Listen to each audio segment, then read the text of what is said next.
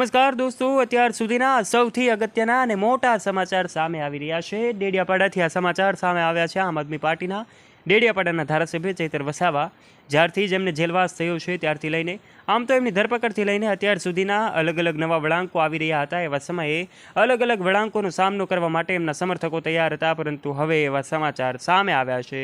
આમ આદમી પાર્ટીના નેતાઓ જે છે ડેડિયાપાડા પહોંચી શકે છે। શું છે હકીકત, આજના વિડીયોમાં તમને અંત સુધીમાં ખબર પડી જશે। સાથે એ પણ ખબર પડી જશે કે આખરે હવે શું નવા જૂનના એંધાણ છે। માટે જાણવા માટે વિડીયોમાં અંત સુધી બન્યા રહેજો।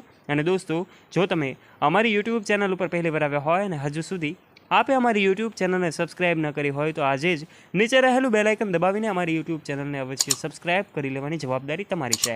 આજના વિડીયોમાં અમે તમને આ તમામ બાબતે વિગતે વાત કરીશું કે શું છે સત્ય હકીકત જાણીને તમે પણ નવાઈ પામી જશો કે આખરે આ બધું શું થઈ રહ્યું છે। એક સમયે આમ આદમી પાર્ટીના ધારાસભ્ય ગોપાલ ઇટાલિયા જે છે એમના સમર્થનમાં આમ આદમી પાર્ટીના બીજા ધારાસભ્ય ચૈતર વસાવા આવ્યા હતા, કારણ કે વિસાવદરમાં આપણે જાણીએ છીએ પેટા ચૂંટણી આયોજિત થઈ હતી। ચૂંટણી ભલે વિસાવદરમાં આયોજિત થઈ હોય, પરંતુ સમગ્ર ગુજરાતવાસીઓની નજર આ પેટા ચૂંટણી ઉપર હતી, કારણ કે ત્યાં આમ આદમી પાર્ટીના ઉમેદવાર ગોપાલ ઇટાલિયા ઊભા હતા।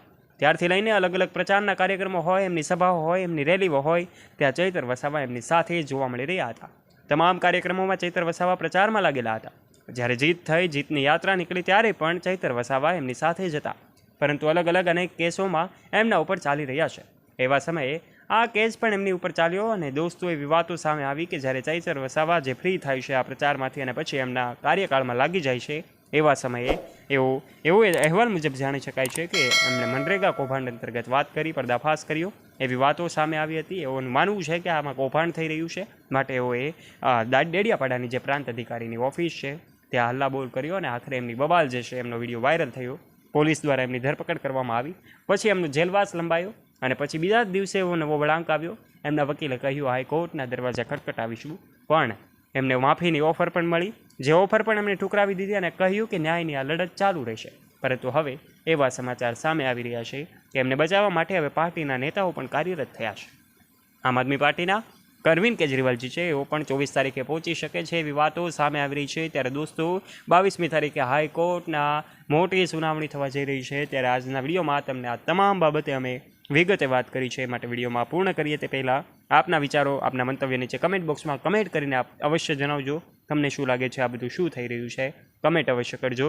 અને જો દોસ્તો તમને આ વિડીયો પસંદ આવ્યો હોય તો વિડીયોને લાઇક કરજો, તમારા ફ્રેન્ડ્સ સાથે, દોસ્તો સાથે આ વિડીયોને શેર કરવાનું ના ભૂલતા, તથા આવા રસપ્રદ અને રોચક વિડીયોઝ નિહાળવા માટે આજે જ નીચે રહેલું બેલ આઇકન દબાવીને અમારી યુટ્યુબ ચેનલને અવશ્ય સબસ્ક્રાઇબ કરી લેવાની જવાબદારી તમારી છે। ફરી મળીશું નવા વિડીયો સાથે, ત્યાં સુધી જોડાયેલા રહો અમારી યુટ્યુબ ચેનલ સાથે। ધન્યવાદ।